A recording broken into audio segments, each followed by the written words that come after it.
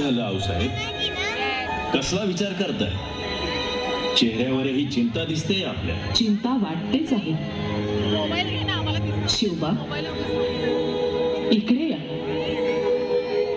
ते बघा, काय दिसतंय तुम्हाला? दिसलं आऊसाहेब. तेच 6 कोसांवरचं, किल्ले कोंढाण्यावरचं हिरवं कुसळ सलतंय आमच्या डोळ्यात. जोपर्यंत ते तिथे आहे तोपर्यंत जीवास स्वस्थता लाभणारच नाहीये. पण आऊसाहेब, कोंढाणा अत्यंत बेलाग दुर्ग. शिवाय कडवा राजपूत सरदार उदयभान राठोड याच्या जागत्या पहाऱ्यात 1200 धारधार तलवारींच्या चखोट बंदोबस्तात. अरे तानाजी. मुजरा महाराज. सुभेदार तानाजी मालुसरे, आपण आलात? वय आलतो महाराज आवातन द्यायला. रायबाचं लगीन काढलंय. अरे वा, मालुसऱ्यांच्या घरच्या लक्ष्मीला आशीर्वाद द्यायला नक्की येऊ आम्ही. मुहूर्त कधीचा आहे? मुहूर्त बदलला महाराज. मुहूर्त बदलला? कुणी आणि कधी? आत्ताच बदलला. आई तुळजा भवानीनं, आऊसाहेबांच्या मुखातून. पण मग त्यासाठी पंचांग? जो मुहूर्त पंचांगात नाही महाराज, पंचप्राणात बघण्याचा आहे. म्हणजे? आत्ताच आऊसाहेबांचं बोलणं ऐकलं, तेव्हाच पक्क ठरवून टाकलं. काय? आधी लगीन कोंढाण्याचं, मग माझ्या रायबाचं. पण तानाजी, घरात मंगल कार्य आहे. मग हे बी आपल्या सौराज्याचं मंगल कार्यच आहे. अगोदर कोंढाण्यावर इजियाचं मोती उधळतो, मग रायबावर अक्षता उधळूया. आज्ञा महाराज. मुजरा आऊसाहेब. माघ वद्यनवमीची कडाक्याच्या थंडीची मध्यरात्र, सिंहांच्या पराक्रमाची.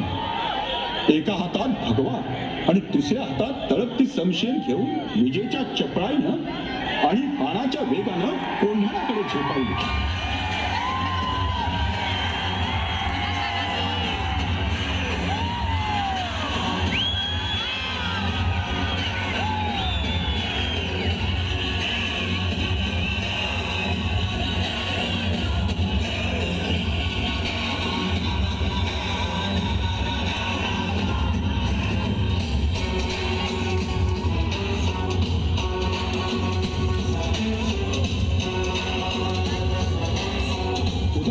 ही खबर लागली.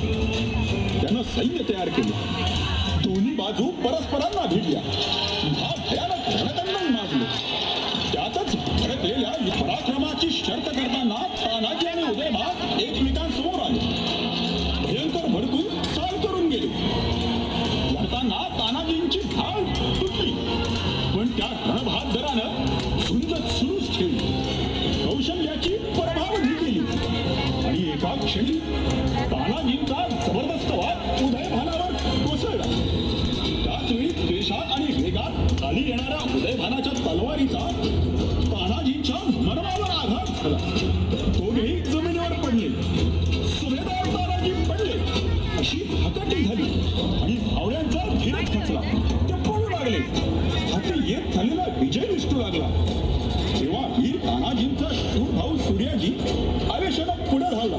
त्याने गडाला बांधलेले दोर कापून टाकले आणि मावळ्यांना म्हणाला, अरे तुमच्या जिंगाणीवर. अरे इथं तुमचा मर्द सरदार लढत मरून पडलाय आणि तुम्ही रडत बांगड्या भरायला पाहताय. लाज वाटली पाहिजे जीवाला. आपण शिवाजी महाराजांची माणसं पळपुट म्हणून ओळखायला पाहिजे काय जगानं आपल्याला. अरे खऱ्या आईचं दूध प्याला असाल तर उचला शस्त्र, पडा तुटून, बोला.